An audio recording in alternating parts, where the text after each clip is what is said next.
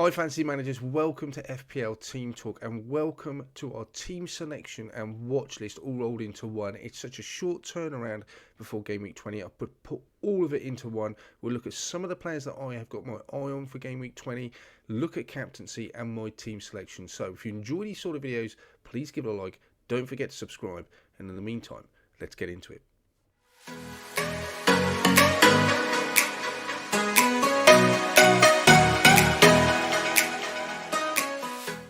So let's just have a quick review of how I got on in Game Week 19. It's been a couple of game weeks, in fact, during the Christmas period, which I haven't updated.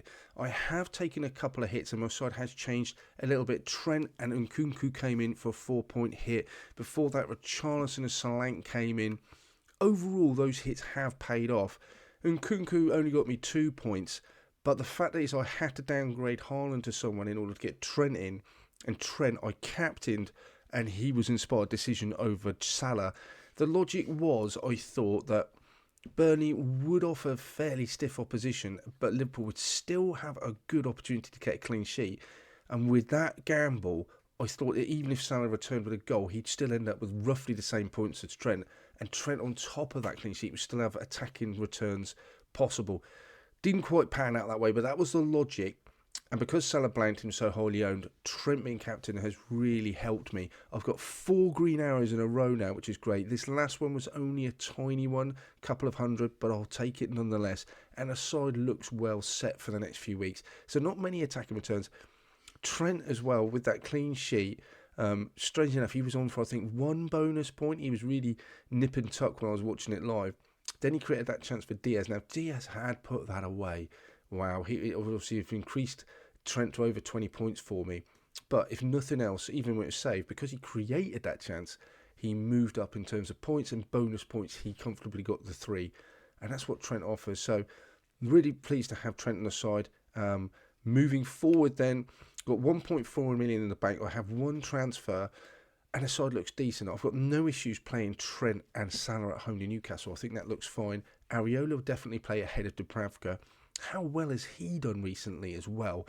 Dubravka has just conceded against Luton, conceded against Forest, was Areola's kept clean sheets against Man United, and then famously last night against Arsenal. Would not have predicted that. I can't really kick myself. I think it was a decent decision, always a right decision to go to Dubravka, but Areola, wow, doing really well. I've got a benching headache this week, really. I've got Solanke and Cash on the bench. I'm a little bit unsure what to do with Cash. I feel like he could possibly come into that right back, but there's so many options that Villa have.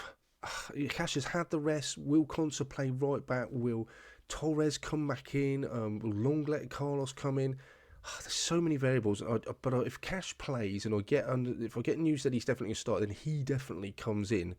Who I drop, I'm just not sure about, because the rest of the side look really good. It is a headache. Does Richarlison or drop him against Newcastle, against Bournemouth?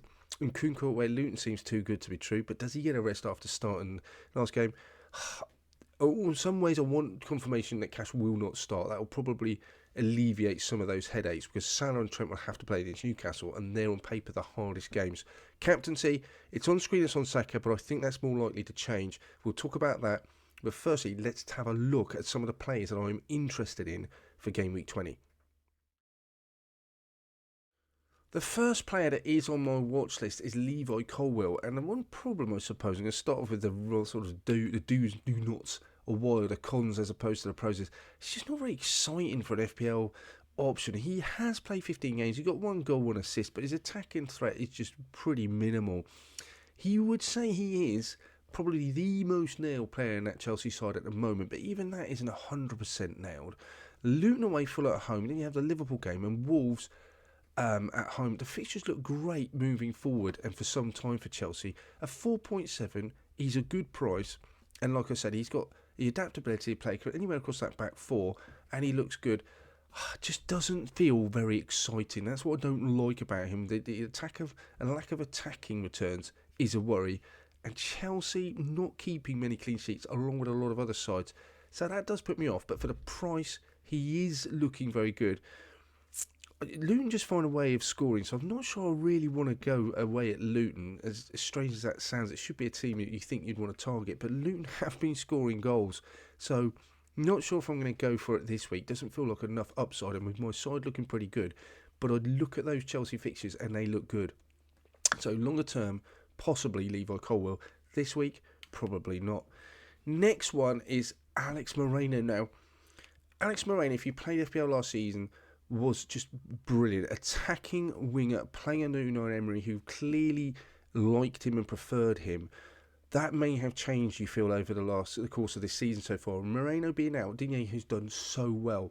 But him limping off at Old Trafford the other night possibly opens a door for Moreno. He's only had one start this season. He scored, and his XGI is just off the scale, 0.86. But that is just based on his appearances so far. So I don't think we can really take much from those. Last season, he was a really good, decent attacking threat, around about 0.22 XGI. If he keeps that up, that is still really decent. With a Villa side that have good fixtures, he's not the cheapest, but he does offer quite an exciting way forward and attacking returns. But it is just down to Digne. If Digne is going to be out for 3 or 4 weeks, with the way the fixtures are panning out in January and a little break that they're having in the FA Cup, that's only going to be maybe 2 FPL game weeks. I don't know if it's worth it. I just don't want the headache about whether Digne or Moreno is going to play and how they're going to affect each other. For 5 million, I think I really need someone who's going to play every week. And Moreno, unless I get news that Digne's out for a couple of months, and I don't want to sound callous in the terms of, I don't want him to be injured, but if he got news, then Moreno's absolutely going to be a player that I want to bring in. Next player on my list is Pervis Estupiñán. He played last night and straight away came in with a goal. So 6 games he's played, 2 goals, 3 assists. Wow, and he's got an XGI of 0.59. So he has been absolutely brilliant so far. Just wonder how much or how carefully they're going to integrate him back into the side. Brighton's fixtures look brilliant all the way up until GameWeek 29. And we know from last year how good an attacking threat he is moving forward. No one else really comes close to him. If he is going to be playing and they haven't got a lot of choices at left back, he's definitely going to come in. At 4.9, he's a great price as well. The only other thing you'd say about Brighton is they don't offer a huge amount of clean sheets. But then there isn't many other teams that are at the moment. And with their fixtures, I just think as an attacking threat, he just looks fantastic. Matoma is out as well, looking at other Brighton options. Edringa got sort of a rest last night, and his stats have gone really downhill lately, so I'm not sure he's going to want to bring him. Estupiñán is a player I definitely want to bring in. I think the West Ham will get away. He's wanted a good time. I don't think I want to bring him in for that game, and I'd also like to see him perhaps get some more minutes in before I start launching him in. Maybe Wolves at home, Luton away, Palace away is a good time to bring him in, because if he's fully fit, he is going to be an essential player in FPL, and I will want him in my side. Talking of injuries, players going out, with Reece James out for sort of medium to long term, Malo Gusto becomes an option, and again he picked up a return the other night, and as we've already looked, his fixtures are really decent moving forward. 8 games, 3 assists already, his attacking threat looks decent. Again, I'm absolutely more than happy to bring him in. I just wonder how nailed he is in that side, but for 4.1, he looks a great option. And yes, I think if Estupiñán was to be available, I think I'd probably go him first, but Gusto after that, great option. I really like him. Not much more else to say. If you had him earlier in the season, you know how good he is. I think he's a good option. Last player I'm going to look at is Garnacho. I've got mixed feelings about Garnacho. Yes, he had a great game the other night. A lot of FPL managers are piling into him, and I can see absolutely why. 11 games, he's played the last 10, started the last 9 games, I think it is. 3 goals, 1 assist. His attacking output is decent, 0.46. And the fixtures look pretty good for Man United moving forward. The only thing I think is, at the moment, their attack isn't the best. They haven't scored before Villa for a couple of games. And they're only ranked the 11th best attack in the division. And his underlying stats aren't amazing. But at 4.7, he looks pretty nailed. He looks a great option. And I would say that possibly, further longer term, if I bring him in, with the likes of Salah, Son, Haaland possibly being out right now, coming back in later, Garnacho may be the sort of player enabler that you're going to want to have in just to allow you to buy or keep some of these more premium players. For me, I've got Trent. Haaland's going to have to come back in. Salah will have to go and then come back in again. When I get them back in, am I going to need a £4.7 million midfielder to fit them all in? Yeah, quite possibly. My only issue is right now, out of all the midfielders, am I going to want Garnacho in? If money is not an issue, do I want Garnacho to fit into that side? Probably not. When I've got Richarlison, Salah, Bowen, Saka and Palmer, I think they're all better options. I don't think he gets in. So I'm not prepared to, at the moment, I think, to sacrifice the immediate returns I can get from those players to bring Garnacho in.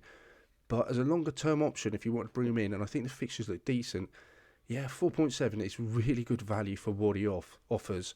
For me, I just don't think I'm going to go for him just yet. So this is how my side is currently set up then. My initial thoughts were that I could bring in people like, we haven't even talked about Alvarez, who's a good short-term option, but I am worried about the likes of KDB coming back, Haaland coming back, how that will affect his place in the team. And his underlying stats have not been great, but he could feel like a bit of a punt for Sheffield United at home, on pens playing up front. Sounds like something that's possibly too good to turn away.